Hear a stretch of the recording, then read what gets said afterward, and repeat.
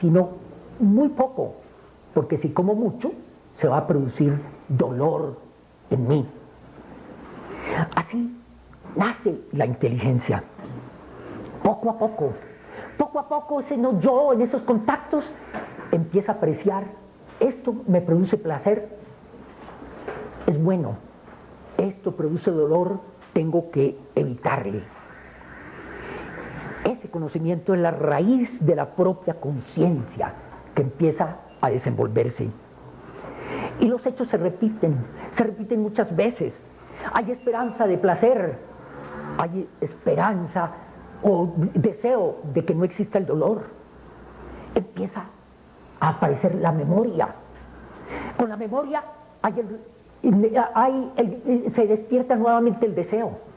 Ese individuo recuerda una experiencia y dice, quiero volverla a repetir. Recuerda la satisfacción que tuvo. Vuelve a repetirse, despierta su imaginación y así todas las facultades de la mente, las facultades que están también en los sentimientos, se desarrollan poco a poco, lentamente, hasta un punto en que el ser aprecia que algo es bueno o que algo es malo. Hasta ese momento no existe nada en ese ser primitivo que podamos nosotros llamar moralidad, puesto que la moral aparece cuando ante un hecho hay dos posibilidades que la conciencia percibe. ¿Debo hacer esto? Eso es bueno. No lo debo hacer, es malo. Ahí aparece la moral. Antes es un ser que no conoce la moral. Podríamos decir que es un ser amoral en el sentido de que no hay todavía moral en él. Vemos entonces que en un ser primitivo la satisfacción del deseo es la única ley que hace posible su progreso. Sin acumular experiencias de todas clases, el hombre no puede saber que vive en un mundo sometido a la ley. Entonces, va viendo que esa ley le indica que hay placer cuando observa la ley, que hay dolor cuando viola la ley. También vimos en reuniones anteriores que el hombre nunca ha estado solo y que aún en esas primeras etapas, seres mayores, hermanos mayores, seres que en su evolución van más adelante, siempre han aparecido en todas las culturas y le han dado a este ser normas para su vida, de acuerdo con su estado de desarrollo. En un principio son normas sencillas, son normas que no pueden tener ninguna complejidad, y para lograr un fin se le ofrecen a ese ser recompensas cuando obra bien.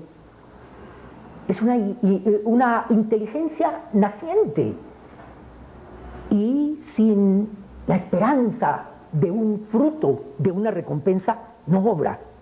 Y también se le ofrecen castigos como amenazas para cuando esté obrando mal.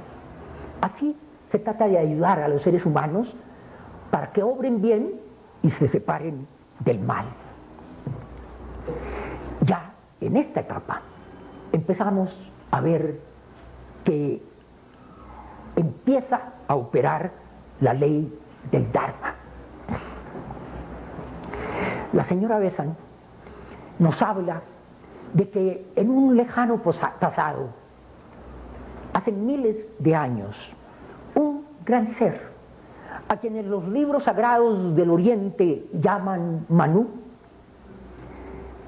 quiso establecer condiciones para un grupo de seres que empezaran una obra en el desarrollo de ese Dharma.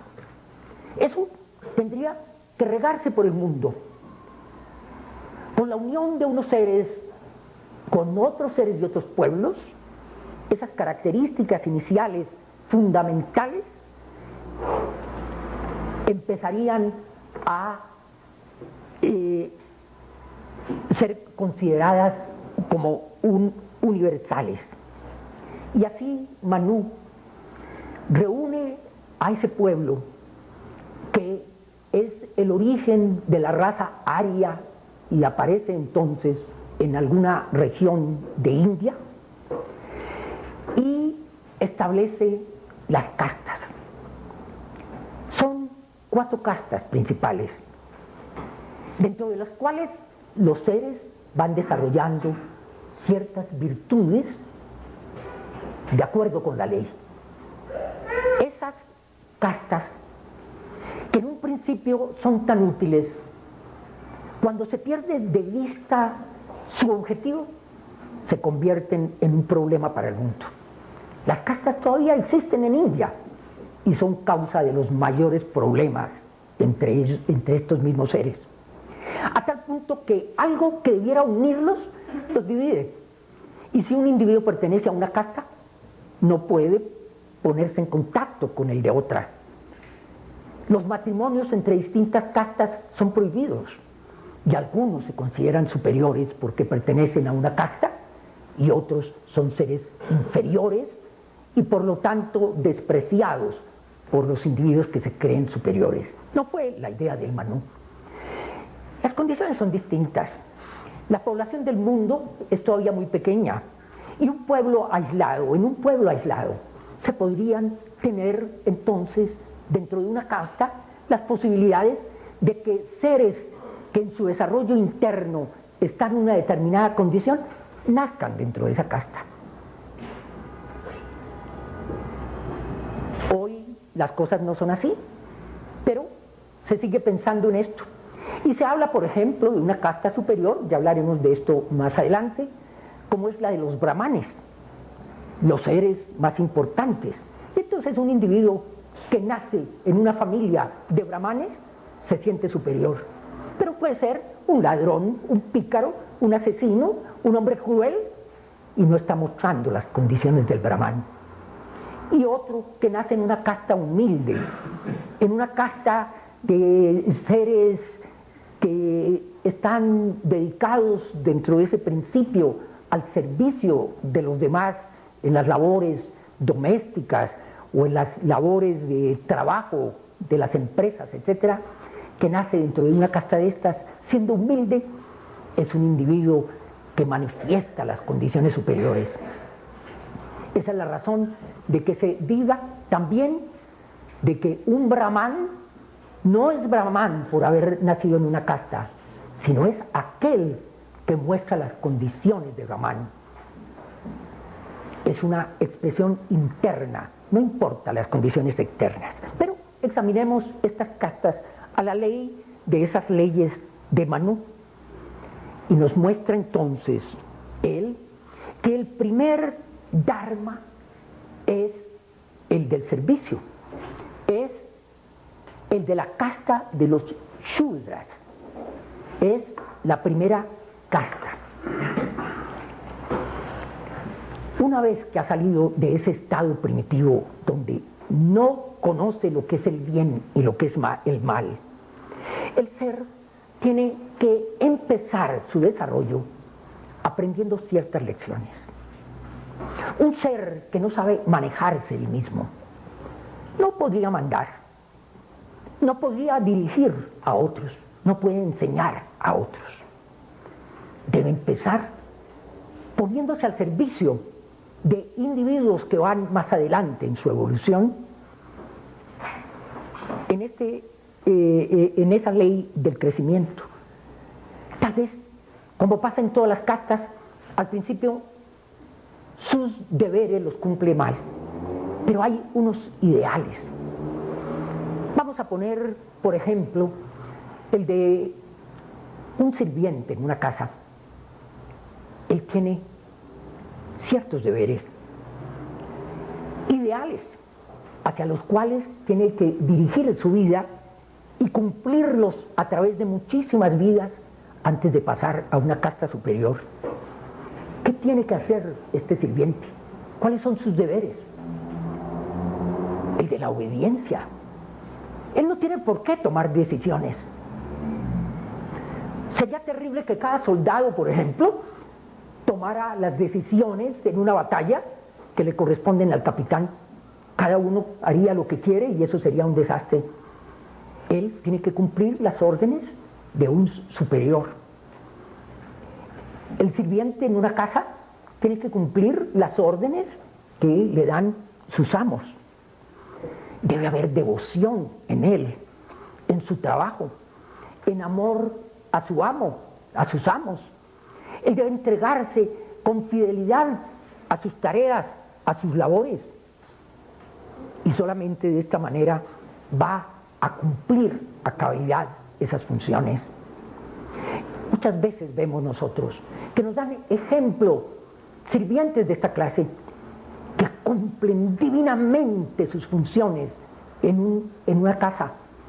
Y muchas veces los que no cumplen esas funciones son sus amos, que consideran a esa mujer, por ejemplo, en el servicio como una esclava, que hay que pagarle sueldos de miseria, a veces se le niegan, donde tiene que trabajar 14 y 18 horas al día y no tiene derecho a unas horas para ella, sino cada cierto tiempo muy lejano, cada 2 o cada 4 semanas.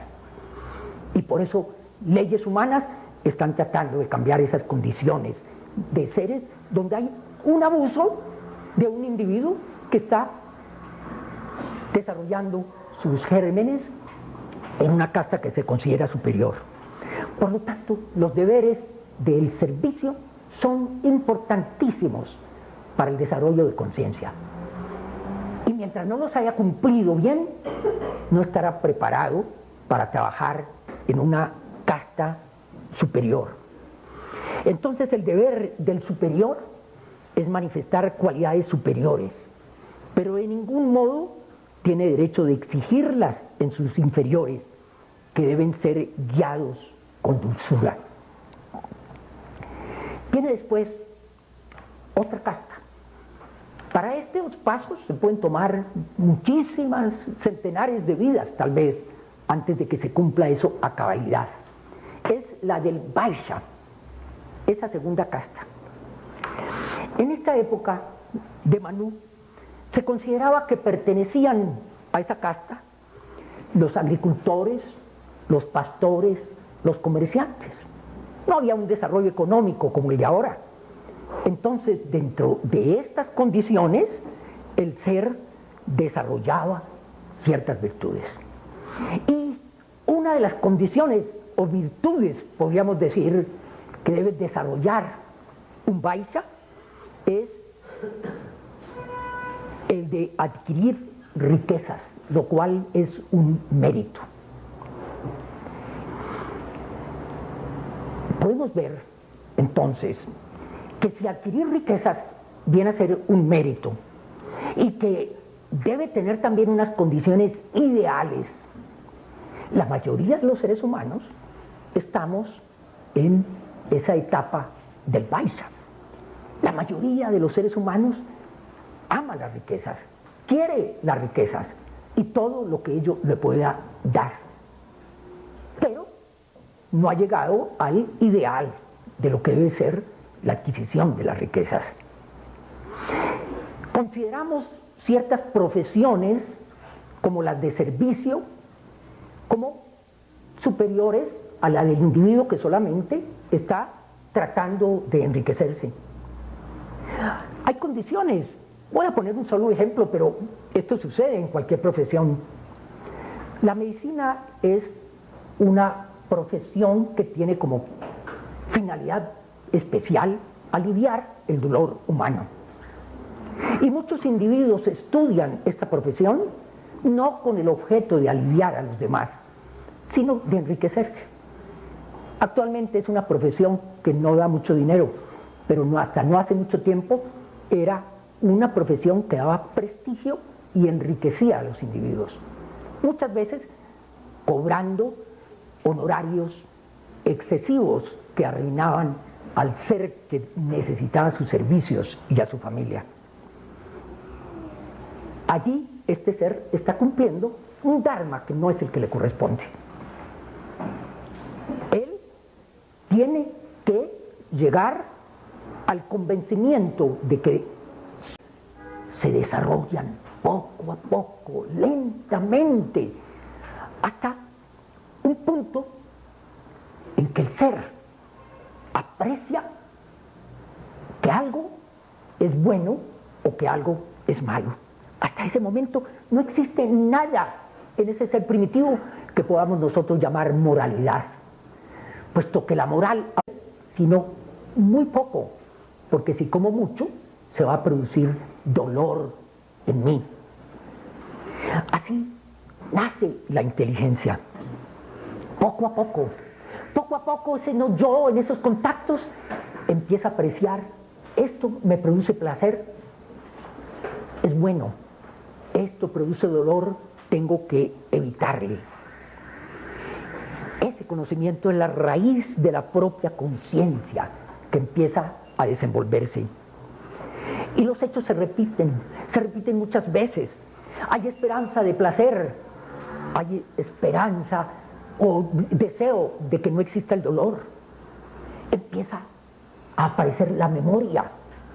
Con la memoria aparece cuando ante un hecho hay dos posibilidades que la conciencia percibe. ¿Debo hacer esto? Eso es bueno. No lo debo hacer, es malo. Ahí aparece la moral. Antes es un ser que no conoce la moral. Podríamos decir que es un ser amoral en el sentido. Se despierta nuevamente el deseo.